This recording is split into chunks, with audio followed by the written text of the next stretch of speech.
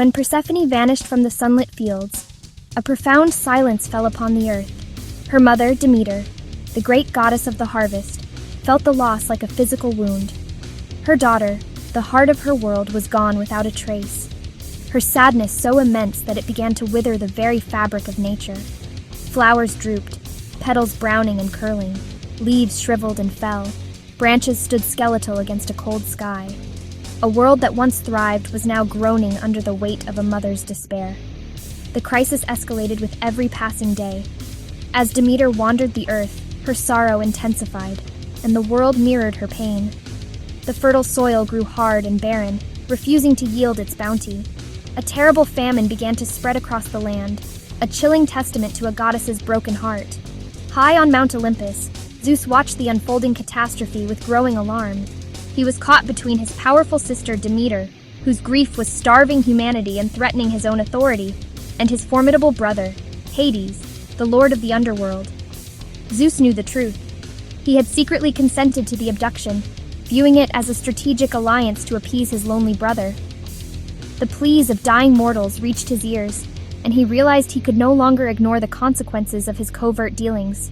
He had to act, but any move he made risked enraging one powerful sibling or the other. The negotiations were tense and fraught with hidden agendas. Zeus sent messenger after messenger to persuade Demeter to end her strike, but she was immovable. Hades is often painted as a villain, a dark figure who ruthlessly stole a maiden of light, but his motivations were far more complex, rooted in a profound and eternal loneliness. As the ruler of the underworld, he presided over a kingdom of silent shades and echoing halls, a realm devoid of warmth, laughter, or companionship. He watched his brothers, Zeus and Poseidon, rule over the vibrant sky and the teeming sea, while he was consigned to the gloom below. He didn't just want a queen, he yearned for a partner, someone to share the immense weight of his domain.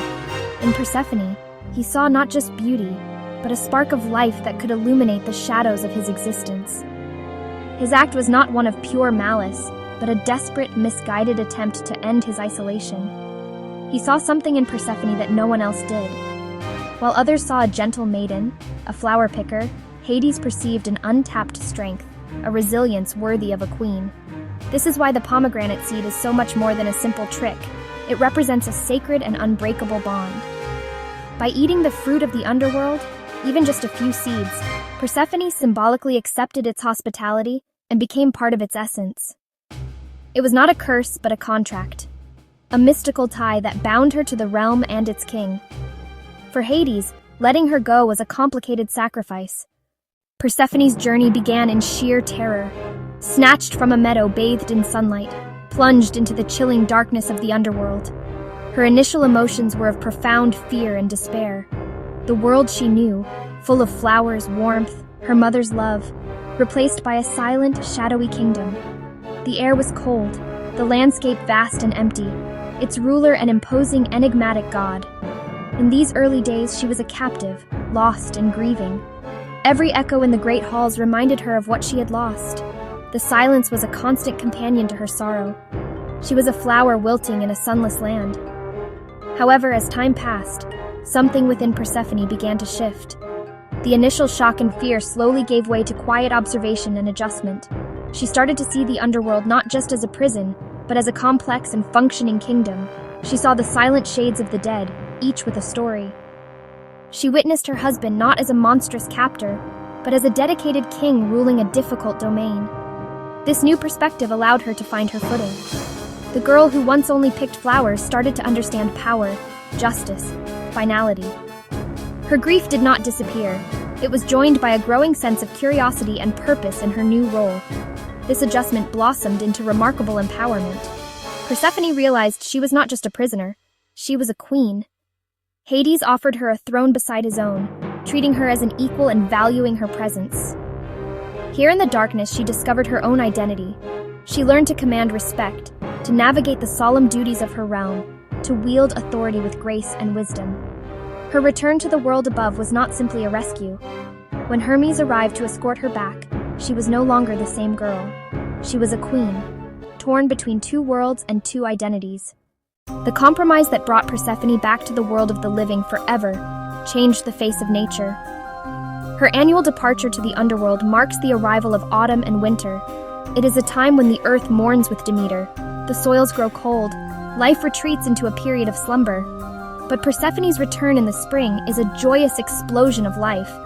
As she emerges from the darkness, Demeter's happiness blankets the world, coaxing flowers to bloom and fields to turn green.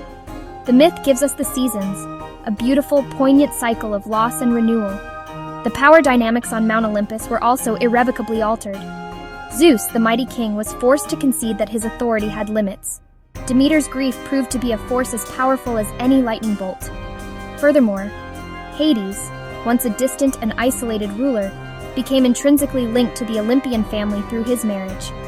The underworld was no longer just a separate, forgotten realm, it was now part of a cosmic balance. Persephone's story challenges us to question the simple narrative of a helpless damsel in distress. Was she truly rescued, or did she in a way rescue herself? By embracing her role as queen of the underworld and choosing to eat the pomegranate seeds, she claimed her own destiny. She transformed from a passive maiden into a powerful deity who navigates two vastly different worlds with authority and grace. Her enduring legacy is a powerful message of resilience. We can navigate our darkness, find strength within it, and emerge into the light once more.